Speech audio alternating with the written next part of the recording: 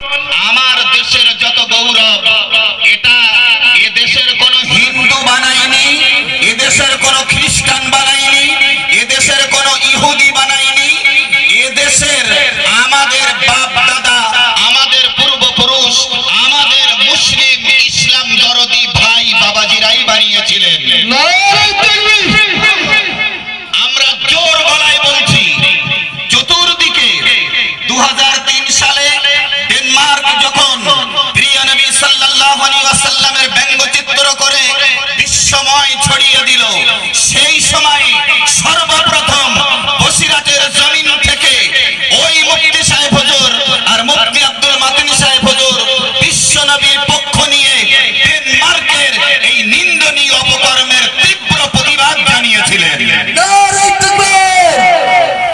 সেই প্রতিবাদে মাওলানা আব্দুল মুহিত সাহেব বাদ ছিলেন না, সেই প্রতিবাদে মাওলানা মাসুম বিল্লাহ সাহেব বাদ ছিলেন না, সেই প্রতিবাদে আমার মতো একজন অধম আশিক বিল্লাহ বাদ ছিল না, সেই প্রতিবাদে হাসিবুর রহমান বলি, মাওলানা আব্দুর রাকিব সাহেব বলি, মুফতি আব্দুল কাইয়ুম সাহেব হুজুরের ডাকে বিশ্ব নবীর অপমান সহ্য করা যাবে না বলে যখন যে জায়গায় যখন ডেকেছেন বিশ্ব নবীর পক্ষ অবলম্বনে আমরা ঝাঁপিয়ে পড়েছি। ডেনমার্কের সেই চিন্তা স্তব্ধ হয়ে গেছে। আল্লাহ তার হাবিবের প্রশংসাকে বিশ্বময় ছড়িয়ে দিয়েছেন। এজন্য মুসলমান হাতে চুড়ি পরে বসে থাকলে হবে না, সর্বাবস্থায় মনে রাখতে হবে এটাই আমাদের জাতীয় সম্পদ, যেটা সেটা আমাদের উদ্ধার করাই লাগবে। সেই নাস্তিক আর মুরতাদের দল বিশ্ব নবীর জমানায় মুছে যায়নি, যদিও তারা উঠে গেছে, কিন্তু তাদের নাতি পোতারা এখনো বেঁচে আছে। ভুল বলছি? প্রিয় নবী সাল্লাল্লাহু আলাইহি ওয়াসাল্লামের অনেক পূর্বে হযরতে দাউদ আলাইহিস সালাম যখন দাওয়াত দিয়েছিলেন লা ইলাহা ইল্লাল্লাহ, দাওয়াতটা যখন সকলের কাছে দিচ্ছিলেন, দিতে দিতে একদিন মনে হলো জবানার দুনিয়ার বাদশা সাদ্দাদের কাছে দাওয়াতটা দেই। সাদ্দাদের কাছে যখন দাওয়াতটা দিতে গেলেন, সাদ্দাদ তখন বলল লা ইলাহা ইল্লাল্লাহ এটা পড়লে কি হবে? কথা বোঝা গেছে? তুমি তো কলমার দাওয়াতটা দিচ্ছ, লা ইলাহা ইল্লাল্লাহ এটা পড়লে কি হবে? দাউদ আলাইহিস সালাম বলেছিলেন, এটা যদি তুমি পড়ো আল্লাহ তোমাকে জান্নাত দান করবেন। কথাটা খুব ভালো না? খুব ভালো কথা। সাদ্দাত তখন কি বলেছিল? কবে স্রষ্টা জান্নাত দান করবেন সেই অপেক্ষায় থাকবো, আমি নিজে জান্নাত তৈরি করব। রাসূল বলেছেন মাউদিউ সাউতিন ফিল জান্নাতি খায়রুম মিনাদ দুনিয়া ওয়া মা ফিহা, জান্নাতে একটা চাবুক রাখা পরিমাণ জায়গা দুনিয়া এবং দুনিয়ার সব কিছুর চেয়ে উত্তম। সুবহানাল্লাহ বলবেন না? এতরা লোক আর সুবহানাল্লাহ টেম্পারে ইতি ওয়াকফ সম্পত্তি লক্ষ্য করব, একটু জোরে বলেন আর একটু দিল খুলে বলেন, একটু আওয়াজ দেন নারায়ে তাকবীর। সাদ্দাত তখন কি করেছিল? তার পরিধি ছিল যতদূর, সর্বত্র থেকে হীরা মণি মুক্তা স্বর্ণ রৌপ্য জহরত সব একত্রিত করে সে সুন্দর করে ঘরটাকে সাজালো। সাজানোর পরে যখন তার ভিতরে প্রবেশ করতে গেল, আল্লাহ বললেন আজরাইল আইনামা তাকুনু ইদরিকুমুল মাউত ওয়ালাউ কুনতুম ফি বুরুজিম মুশাইয়াদা, মৃত্যুর ভয়ে কোথায় পালাবে তুমি? সুদীর অট্টালিকার ভিতরেও যদি পালিয়ে যাও, সেখান থেকে আমি আল্লাহ জান হরণ করব। ঠিক আছে? তুমি আমাকে ওভারটেক করে, আমাকে টপকে, মাতব্বারি দেখিয়ে, দাম্ভিকতা দেখিয়ে, অহংকারের বলে বলিয়ান হয়ে, অর্থের বলে বলিয়ান হয়ে, অস্ত্রের বলে বলিয়ান হয়ে তুমি তৈরি করছো স্বর্গ, আমি আল্লাহ তোমাকে দেখতে দেব না। কথা বুঝতে পেরেছেন? এর দ্বারা কি বোঝাতে চেয়েছি? আজকে মনে করেছি আমার নেতৃত্বের প্রভাব আছে মানে আমাকে কেউ ওই উপর থেকেই নিচে নামাতে পারবে না, অথচ তোমাকে বধিবে যে গোকুলের বাড়িতে সে। পড়া আছে তো জানেন। আজকে রামগিরি মহারাজ বিশ্ব নবীকে নিয়ে কটূক্তি করেছে। কিছুদিন আগে এন শর্মা বিশ্ব নবীকে নিয়ে, একজন কুখ্যাত মহিলা নবীকে নিয়ে কটূক্তি করেছে।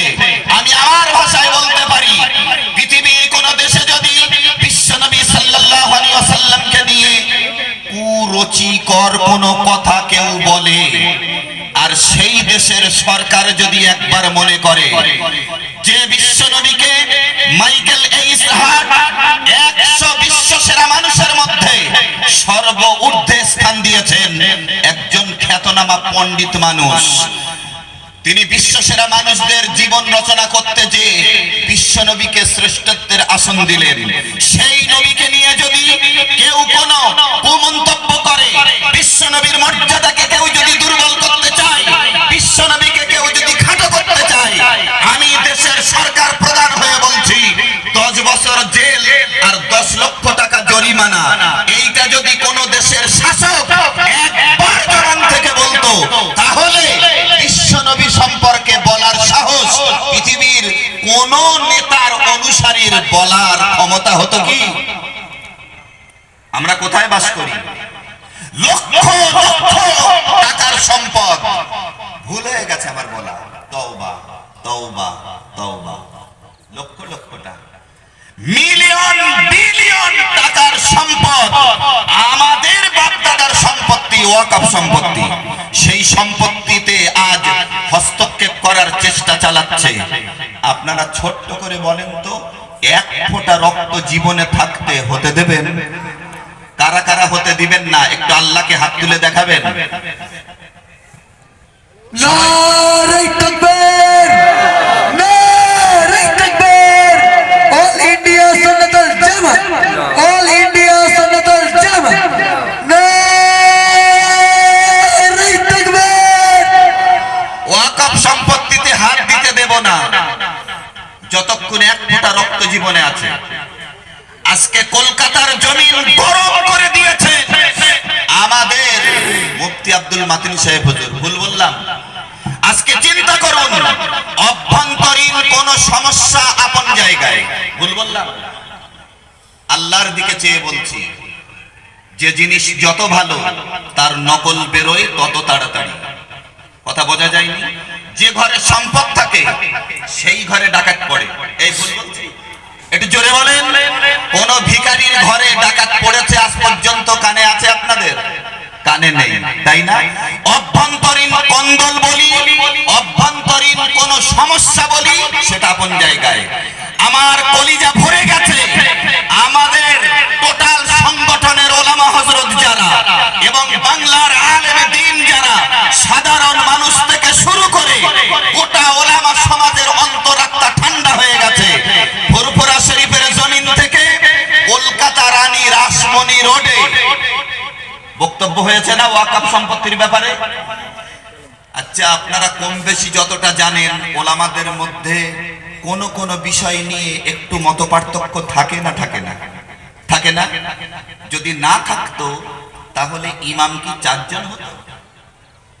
যুক্তিতে বুঝতে হবে। ইমামে আজম আবু হানিফা রাহমাতুল্লাহি আলাইহি, ইমাম শাফিঈ রাহমাতুল্লাহি আলাইহি, ইমাম মালিক রাহমাতুল্লাহি আলাইহি, ইমাম আহমদ বিন হাম্বল রাহমাতুল্লাহি আলাইহি। একজন ইমাম বলেছেন সম্পূর্ণ মাথা মুসাহ না করলে ওযু হবে না, আর একজন ইমাম বলেছেন 4 ভাগের 1 ভাগ মুসাহ করলে ওযু হয়ে যাবে। আমি আপনাকে বলছি, ছোট ভাই হলে আপনি বলে বলছি, ওই লোকগুলোকে একটু বসানো যায়? আর যদি না বসেন অন্তত অন্যদেরকে আসার সুযোগটা দেন। আমি যে কথা বলছি, এই কথা শুনে কেউ যদি চলে যায় আর সে যদি বলে ওয়াকফ সম্পত্তি আমি রক্ষা করব, এটা মুখ আর অন্তর দুরকম হয়ে গেল না? আচ্ছা, এই কথাগুলো একটু দরকার ছিল না? ছিল না? একটু বলেন। দরকার ছিল না? আল্লাহর মেহেরবানি। ও